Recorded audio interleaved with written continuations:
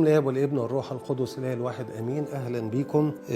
رحله العائله المقدسه رحله شيقه جدا جدا ومفرحه الى قلوبنا وبنحس بالفخر لبلدنا مصر. هندخل دلوقتي في محطه مهمه جدا، هي محطه مصر القديمه وكنيسه ابي سرجة. مصر القديمه ليها حلقه لوحديها ليها اهميه خاصه، وتعتبر المحطة من ناحية الأهمية رقم 2 بعد دير المحرق. السبب في كده أن العائلة المقدسة كان هدفهم، يمكن قلتها كذا مرة، أن منطقة مصر القديمة قعدوا فيها فترة 3 أشهر كاملة. دير المحرق قعدوا 6 أشهر و10 أيام. ده رقم 1 في الأهمية بالنسبة لمصر، لكن رقم 2 مصر القديمة.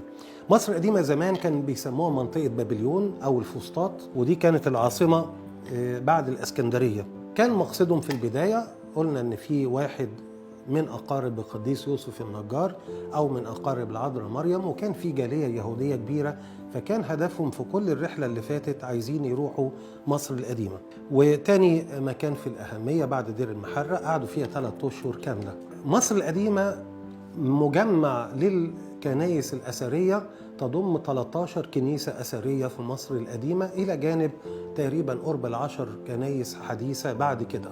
المنطقة اتباركت بالعائلة المقدسة، كان فيها أوثان سقطت، لأن العاصمة طبعا الدولة الرومانية وقتها، سقطت كل الأوثان، وابتدى الوالي يطاردهم مع الحراس بتوعه. اختبأوا في مغارة، المغارة موجودة حاليا، بنسميها كنيسة المغارة للشهيدين سرجيوس وواخس الشهيرة بأبي سرجة.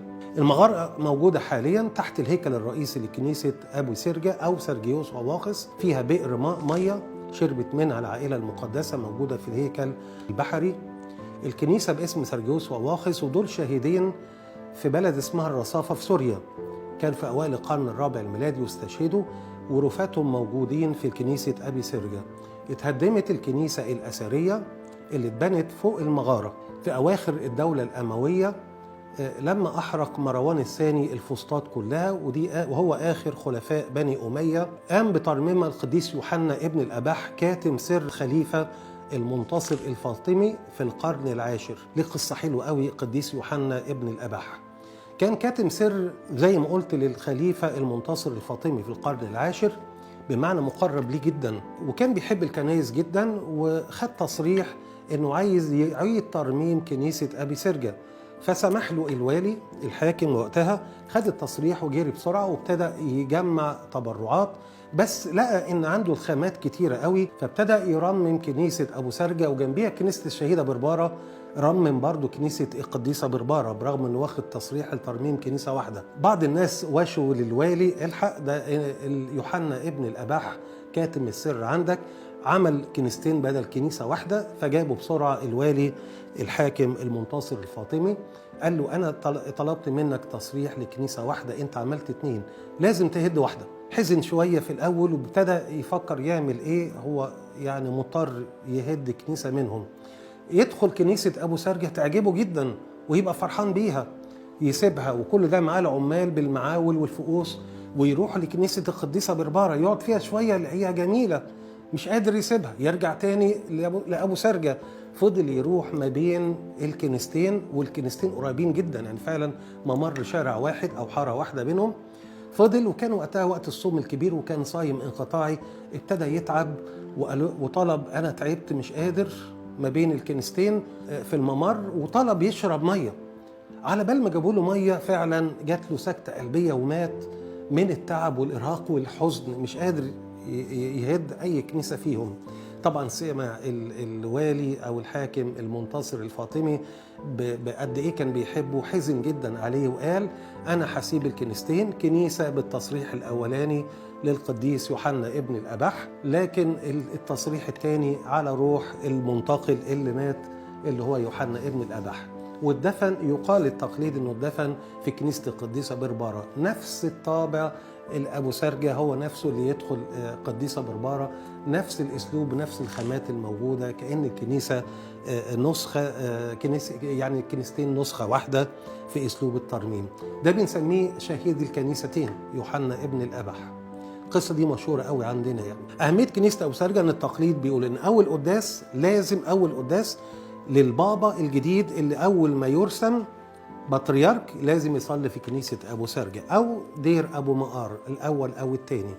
تم انتخاب بطاركة كتير في كنيسة أبو سرجة، من ضمنها رسامة البابا إبرام ابن زرعة بابا رقم 62 اللي تم في عهده نقل جبل المقطم. أبو سرجة ظلت فترة كبيرة مقر لأسقف مصر. أسقف مصر بشهرته يعتبر الثاني اللي بعد البطرك. أسقف مصر أيام ما كانت العاصمة في الإسكندرية، مقر الكرسي بتاع البطرك في الإسكندرية. أسقف مصر أو أسقف الفسطاط أو أسقف بابليون ده حاجة واحدة. ده من القرن الرابع الميلادي إلى القرن 13. كنيسة أبو سرجة هي مقر أسقف مصر. كنيسة فيها أجساد للشهيدين سرجيوس وواخس، وفيها جسد الشهيد بشنونة المقاري. كنيسة فيها 110 أيقونة أثرية.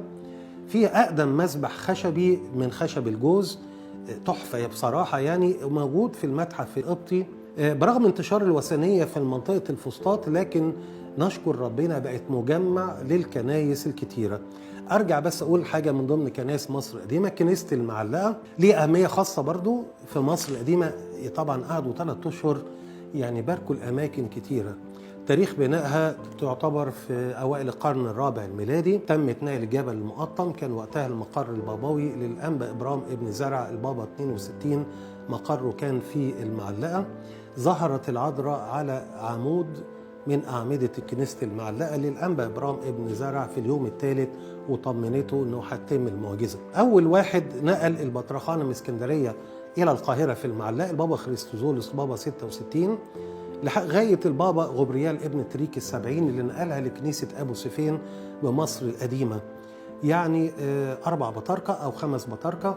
من 70 لل80 كان بيتنقل البابا ما بين كنيسة المعلقة وكنيسة أبو سفين، لكن بابا يوحنا الثامن رقم 80 نقل من أبو سفين إلى حارة زويلة العذراء، حارة زويلة. فيها 110 أيقونة. في كتاب على حائط اتذكر إن هو موجود في كنيسة المعلقة بخط عمرو بن العاص يوم الفتوحات الإسلامية، بيتعهد بعدم التعرض لهذه الكنيسة وبعض الكنائس.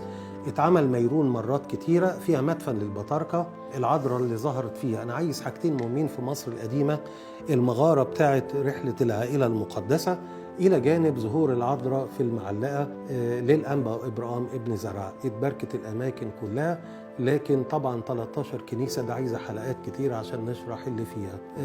انت افتخر ببلدك، افتخر بمصر. انت وكشباب او انتم كشعب مسيحيين في مصر نفتخر بان ربنا بارك ارض مصر، وتكلم على فم اشعياء النبي: مبارك شعب مصر. لإلهنا كل مجد وكرامة الى الابد، امين.